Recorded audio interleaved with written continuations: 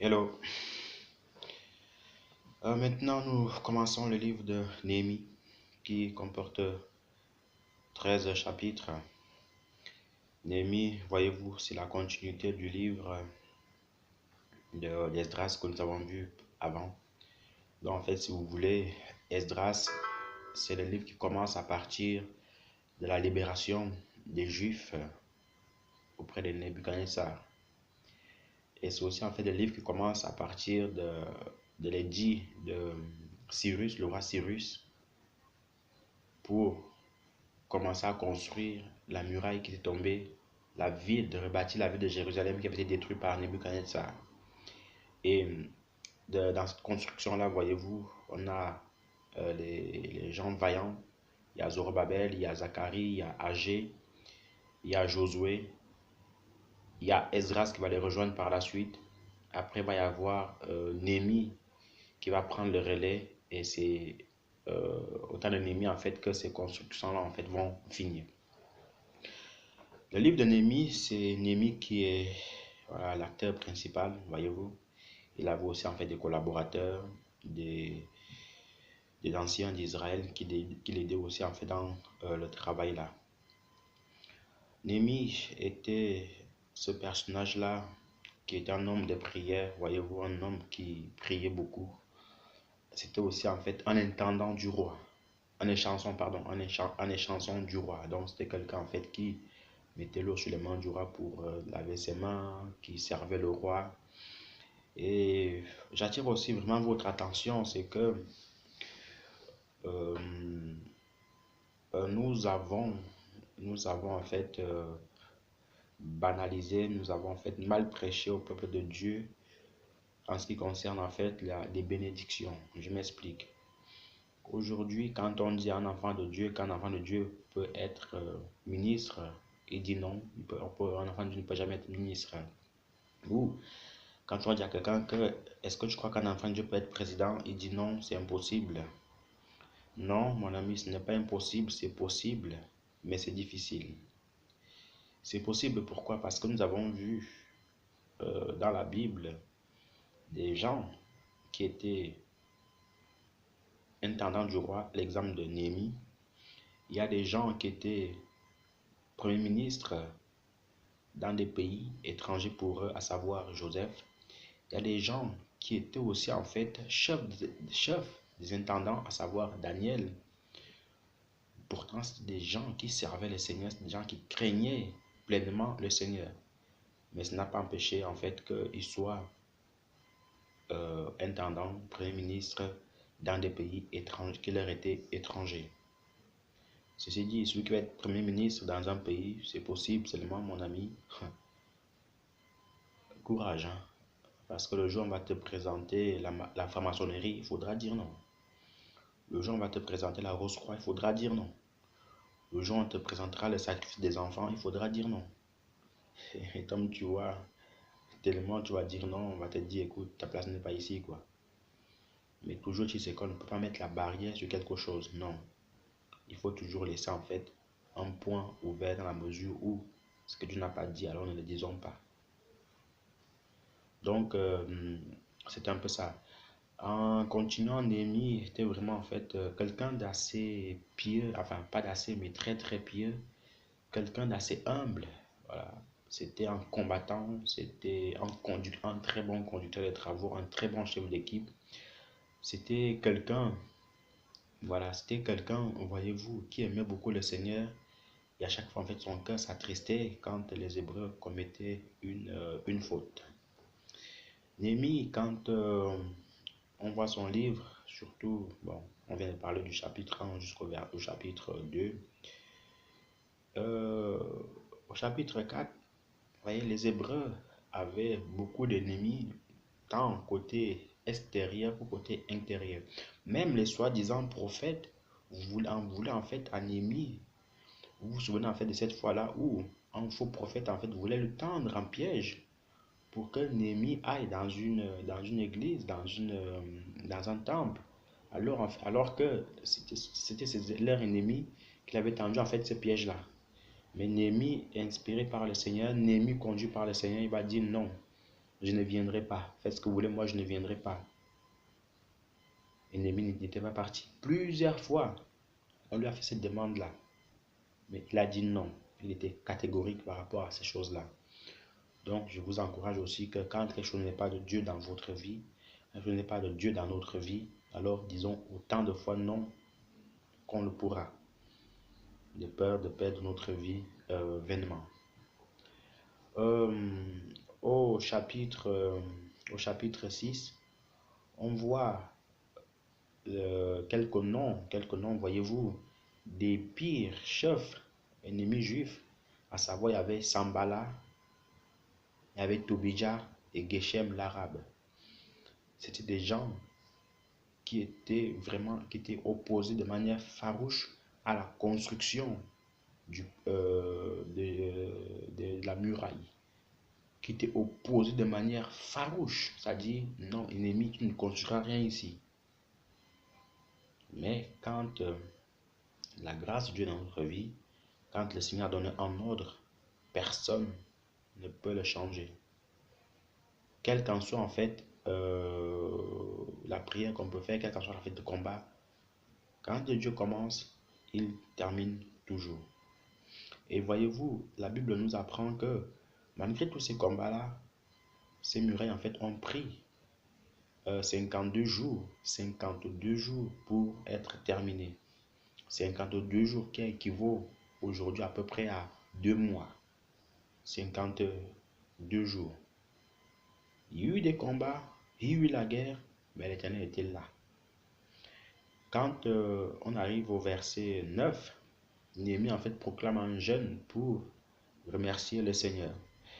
Mes frères et sœurs, ou toi qui écoutes, en tant que chrétien, sache vraiment que quand tu sers le Seigneur, il faut souffrir.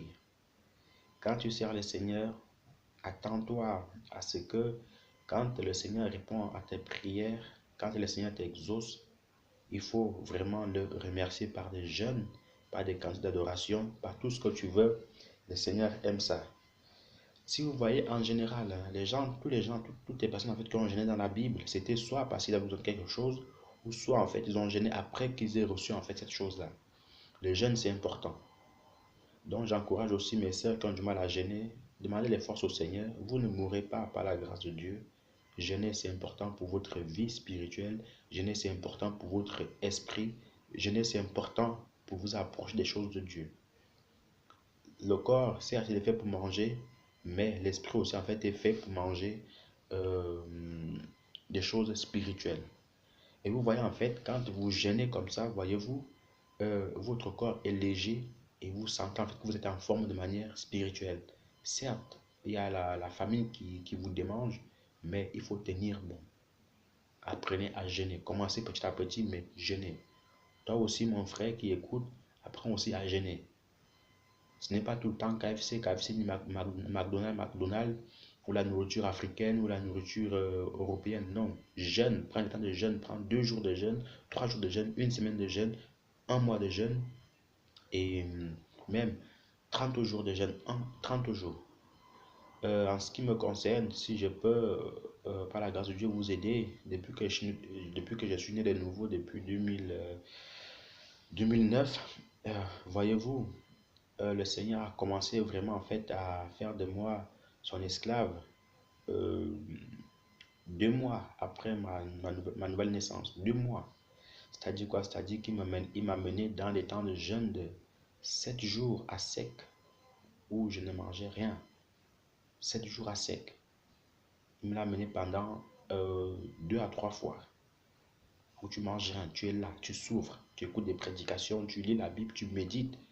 Ton esprit prend des coups, enfin pardon, ta chair prend des coups, mais ton esprit est en train de grandir. C'est pas facile, mais vous ne mourrez pas. Et après cela, il m'a envoyé dans les jeûnes le plus long en fait, dans lequel il m'a envoyé, c'était un jeûne de 24 jours où je ne mangeais pas. Pendant 24 jours, je ne mangeais pas, j'étais là. J'ai buvais seulement de l'eau. Et encore, quand je dis buvais de l'eau, c'est quand le matin je me brossais, le soir quand je me brossais aussi. Sinon, rien, niet, rien du tout. Pendant 24 jours. Vous êtes là, vous souffrez. Le Seigneur est en train de vous former. vous lisez la Bible, vous pleurez. Le Seigneur dit, voilà, voilà ce que j'attends de toi. Continue encore, c'est ça. Et quand vous sortez de là, le Seigneur fait de vous une nouvelle personne. Donc, sachez jeûner. Et maintenant, en fait, ce qu'il fait, il n'y a pas longtemps de cela, il m'a envoyé dans un jeûne de 30 jours. Un jeûne où je mange qu'une seule fois dans la journée. Voilà. C'est pas facile aussi, mais je tiens par la grâce de Dieu. Et après ce jeûne-là, il m'a dit, dès que tu finis le jeûne, tu vas me faire le résumé de tous les livres de la Bible. Voilà ce qui est en train de se passer. Et il me dit encore, après le résumé de tous les livres de la Bible, tu vas me faire les recherches. Tu vas mettre sur écrit, sur audio, non, sur vidéo, tous les prophètes, tous les personnages de la Bible, quasiment. À savoir peut-être Ésaïe, Jérémie, Jean, toutes ces personnes-là. Tu vas les écrire et tu vas les poster de manière vidéo. Ça, c'est le travail qui m'attend après le résumé des Bibles, des livres bibliques. Donc, ce n'est pas facile, vous voyez un peu. Donc, c'est un travail, ça s'enchaîne, s'enchaîne, s'enchaîne, et Dieu est avec vous. Dieu est avec vous. Donc, arrêtons en fait de prendre des excuses, faisons ce que le Seigneur nous dit de faire, et puis ça ira. Et puis ça ira. Et quand Dieu aussi vous demande vraiment de faire quelque chose, faites-le avec de bon cœur. À l'heure où je suis en train de vous parler, nous sommes dimanche 18 février, il est quasiment minuit. Il est minuit même. Mais je suis là en train de travailler pour le maître. N'oubliez pas, en fait, nous sommes des esclaves. Et un esclave ne discute pas avec son maître. Le maître lui dit de faire, il fait. Donc, en tout cas, donc on disait, en revenant à nos moutons, au chapitre 9 de Néhémie, on voit comment les constructions, en fait, ont été finies. Néhémie va proclamer en temps de jeûne pour remercier le Seigneur. Et puis voilà. Et au dernier chapitre, dans le chapitre 13, Néhémie, une fois de plus, a fait le même travail qu'Esdras, puisque les anciens s'étaient de nouveau corrompus en prenant des femmes étrangères. Alors il a pleuré, il a pleuré, il a pleuré, il a pleuré, il a aussi prié le Seigneur qu'il pardonne en fait leur faute. Parce que vous savez, il n'y a rien de pire pour le Seigneur quand ses enfants en fait qui s'éloignent avec une femme étrangère. Et c'est pour ça que le Seigneur a dit en fait que vous ne prendrez point de femmes étrangères. Et en fait, la femme étrangère, c'est quoi? La femme étrangère, c'est qui? La femme étrangère pour un chrétien, c'est un païen. La femme étrangère, ce n'est pas parce que tu es congolais et que tu vas prendre une camerounaise, parce que tu es camerounais, tu vas prendre une française. Non, c'est pas ça la femme étrangère. Il parle ici en fait de manière spirituelle. La femme étrangère, c'est une femme qui n'a pas la crainte de Dieu. C'est une femme en fait qui n'est pas convertie. Et c'est pour ça, voyez-vous, quelqu'un qui épouse une païenne, quelqu'un qui épouse une femme qui n'est pas convertie, aura beaucoup de problèmes dans le couple. Puisque le jour où tu voudras prier, elle va te dire non, non, non, pas question de prier ici, on va faire autre chose. Le jour où tu voudras aller à l'église, non, non, non, t'as qu'à y aller, toi, moi je vais rester à la maison. Donc, vous voyez, c'est une pierre, un caillou dans votre chaussure. Et c'est pour ça, en fait, ces pièges-là, le Seigneur ne veut pas qu'on y tombe dessus. Mais malheureusement, voyez-vous, il y a beaucoup de chrétiennes qui se laissent abattre par l'apparence des gens, qui se laissent embobiner par les muscles des garçons, par le mauvais habillement des femmes, et puis ils tombent dans les pièges. Et parfois, en fait, pour s'en débarrasser, c'est compliqué. Et le Seigneur vous appelle en fait à marier celles qui ont la crainte de Dieu. Elle peut être française, avoir la crainte de Dieu. Elle peut être congolaise, avoir la crainte de Dieu. Elle peut être canadienne, avoir la crainte de Dieu. Elle peut même être algérienne, marocaine, avoir la crainte de Dieu. Du moins, en fait, elle a la crainte de Dieu. Elle est convertie. C'est bon. Sinon, vous aurez en fait beaucoup de problèmes à la maison, qu'ils soient homme ou femme. C'est pas l'idéal de se marier avec une personne qui ne craint pas le Seigneur. C'est ça en fait, les femmes étrangères. Et pour terminer, Néhémie avait, elle vraiment en fait, l'auteur de celui qui, en fait, il avait toujours une phrase qui revenait toujours à chaque fois. C'est une phrase que j'aime beaucoup.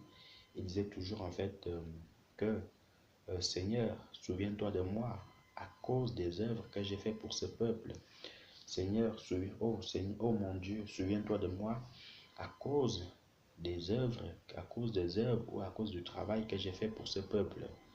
En gros, il voulait que quand le Seigneur revenait, ou quand le Seigneur allait l'appeler, qu'il se souvienne de tout le travail qu'il a fait pour le Seigneur.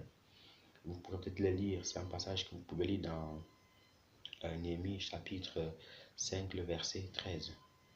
Donc voilà un peu. Et puis après cela, nous allons attaquer le livre d'Esther. Donc voilà un peu. Que le Seigneur vous bénisse. On ne fera pas ça ce soir. Ce sera plutôt demain si le Seigneur le permet. Bye bye. J'étais content de faire ces résumés par la grâce de Dieu. Je ne m'y attendais pas puisque la journée elle a commencé étant très chargée.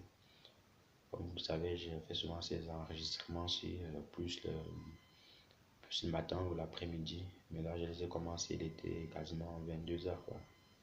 Donc, c'est un peu ça. Dieu vous bénisse. Tenez bon dans la foi et le meilleur est à venir. Bye bye.